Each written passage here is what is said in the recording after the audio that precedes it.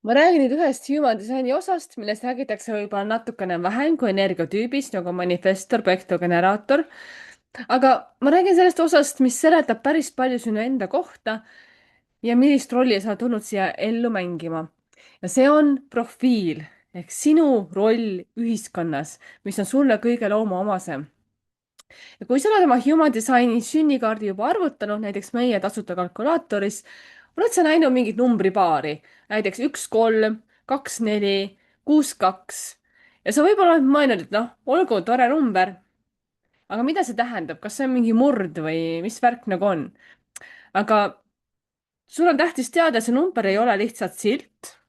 see on ka kirjeldus sellest, milline on sinu loomulik roll selles elus. see ei ole see, kelleks sa pead saama mm. -mm. Vaid see on see, kuidas sa loomulikult liigud, õpid ja maailmaga suhtled. see annab sulle lisainfot, kuidas olla see loomuomasem, autentsem sina. aga kõigepealt, kust see profiil tuleb? Human design põhineb väga mitmel erineva distsipliini nagu astroloogia, kabala aga ka I Ching ja joogamaailm. ja just nimelt I Chingist ehk muutuste raamatust tuleb 64 heksagrammi ja igal heksagrammil omakorda on 6 liini. Need 64 heksagrammi on siis need kingitused, mis sul olla võivad. Need on ka ühed numbrid sinu selles sünnikaardis 1-64-ni. Need on erinevad talendid, anded, väravad, kingitused, mis sul on. aga see on täiesti eraldi teema. ja iga selle kingitusel võib olla ka 6 erinevat väljendumisviisi. et isegi kui sul on kellegagi samad kingitused, samad numbrid, siis see, kuidas see konkreetne kingitus sinu isiksuses väljendub, on ikkagi nagu jälle erinev, see on ka 6 erinevat varianti.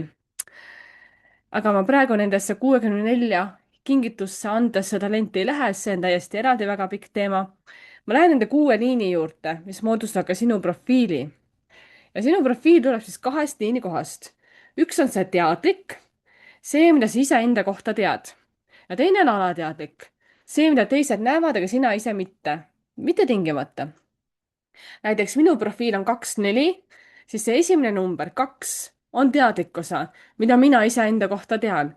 number 2 tähistab erakut ja mina tean, et mulle meeldib palju üksi olla, omaette toimetada, omi asju teha. ja samas number 2 tähistab ka naturaalset talenti. inimest, kes lihtsalt ei peagi nagu väga palju õppima, kui kellel asjad kuidagi loomulikult tulevad ja juhtuvad, naturaalne anne. ja väga tihti mina teen ka mingeid asju ära lihtsalt, aga ma ei oska selgitada, miks ma seda oskan. see number 2, see on minu see naturaalne talent ja minu erak. ja siis number 2 tegelikult, see naturaalne talent, käige kuskil oma urus vaikselt oma andeid lihvimas, siis tuleb nendega nagu välja.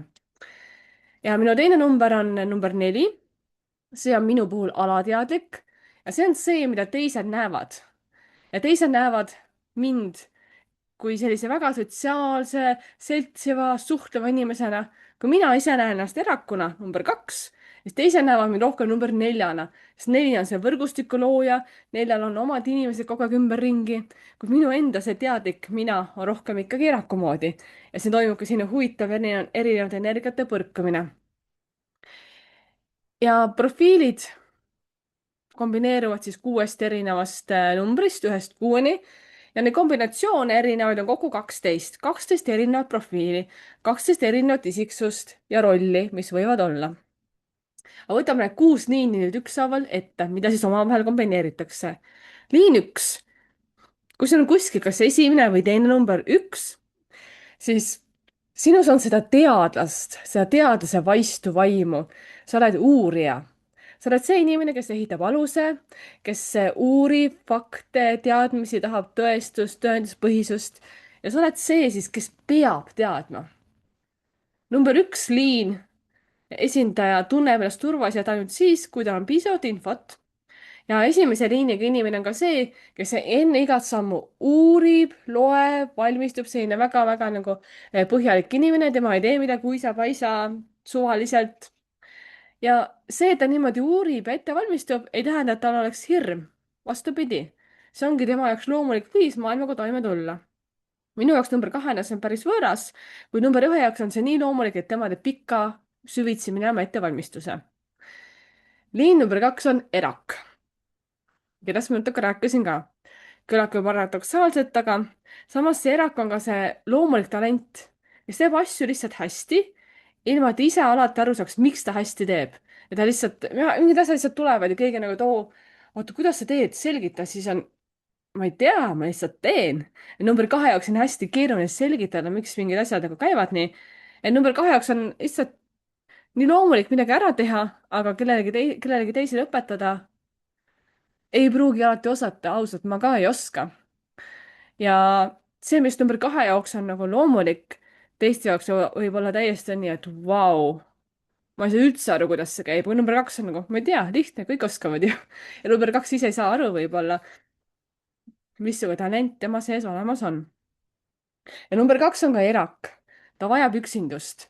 liin 2 vajab aega olla üksi, laadida, mõelda ja teda ei saa nagu sundida mitte millekski. teda saab välja kutsuda, kui ta tahab, siis ta tuleb. ja kui keegi märkab number 2 talenti ja kutsub ta, siis ta ka tuleb. kui teda nagu lükata ja suruda, siis ta ei tule mitte kuhugi, et seal on ka alati selline väike nipikene sees. liin number 3 on meil Märter, aga see ei tähenda, et ta kannataks. ta ka tegelikult ka selline eksperimenteerija, katsetaja, et see nimi ei tähenda üldse mingit julma, karmi asja. ja ei tähenda absoluutselt üldse kannatamist. liin number 3 õpib läbi kogemuse, läbi selle, mis juhtub, kui ma seda teen, selle ise katsetamise. kolmas liin õpib ka, mis ei tööta. ja see on sama väärtuslik õppida, mis töötab. ja siis number 3 liinil on elus rohkem muutusi, rohkem suuna vahetamise hetki ja see ongi täpselt see, mis lõpuks neist tarkuse kandjat teeb. et nad katsetavad terve elu, mõllavad, proovivad uuesti, nad ei karda nii-öelda ebaõnnestuda, sest nende jaoks see pole ebaõnnestumine, kui miski läheb nii-öelda valesti. Nende jaoks see on lihtsalt üks variant, mis ei toiminud, nad proovivad midagi uut. nüüd liin number 4, kui see on kuskil sinu profiilis kas esimese või teise numbrina, näiteks 2, 4, 1, 4 või 4, 6 näiteks, siis sina oled võimaluste kasutaja või ka võrgustiku looja, oportunist, natuke selline võib-olla riskivõitleja. ja selle liiniga inimese elus on kõik seotud suhetega, mitte nagu romantilises mõttes, vaid nagu laiemalt. kõik võimalused, töö, areng kõik tulevad läbi inimeste, keda nad juba teavad, et mul on ka hästi palju võimalusi tulnud läbi enda siseringi inimeste. ja number 4 liini inimesed ei ole loodud külmalt võõrastele müüma. see ei toimi, sest number 4 on mõeldud oma siseringi jaoks. Nad ei lase sinna siseringi igasugu suvalist inimest sisse. ja see võrgustik, mis number 4 liinil on, see ongi nende tugevus. Neile on vaja kindlat, stabiilset inimeste ringi ja sealt tulebki kõik hea. ja sellepärast ongi eriti liin 4 esindajad, nagu ka mina olen, ma olen 2, 4, ongi tähtis hoida enda ümber siis teatud võrgustikku, oma inimesi ja ma olen ka terve elu seda ise täitsa tundnud. nüüd on meil liin number 5, ketser, selline natuke võib-olla jah, huvitav, ketser, päästja on see dünaamika. ja 5 liin ongi see, kellelt oodatakse alati lahendusi, sest ta ongi tihti selles päästja rollis, kõik projitseerivad talle ka seda rolli ja kõik vaatavad neid, mõtlevad nii, sina tead, kuidas seda teha, tule päästa mind. ja tõde on, et liin number 5 esindajad sageli teavadki, nad teavadki, kuidas asi käib ja kuidas lahendus on. ja samas see tekitab selles liin 5 inimeses ka survet, sest inimesed ootavad neist rohkem, kui 5 liin suudab anda. ja kui sinu profiilis on number 5 ka esindatud, siis sa pead teadma, et sinu maine on sinu kapital ja sul tuleb oma mainet hoida, sest sinu maine viib sind kaugele või tõmbab täiesti mutta ära. liin number 6, näiteks 3, 6, 4, 6, 6, 2, erinevad need profiilid. kui sul number 6 on oma selles profiilis, siis sina oled see eeskuju tüüpi. ja 6. liinil on ka selline huvitav asi, et sul on 3 erinevat eluetappi. esimesed 30 eluaastat oled sa rohkem nagu 3. liini moodi, sellise katsetaja, mõllaja, kes hästi palju proovib ja siis sa teed vigu, õpid, proovid uuesti, uuele ringile. siis tuleb 6. liini periood, kus ta tõmbub natuke tagasi, läheb katusele istuma ja vaatlema.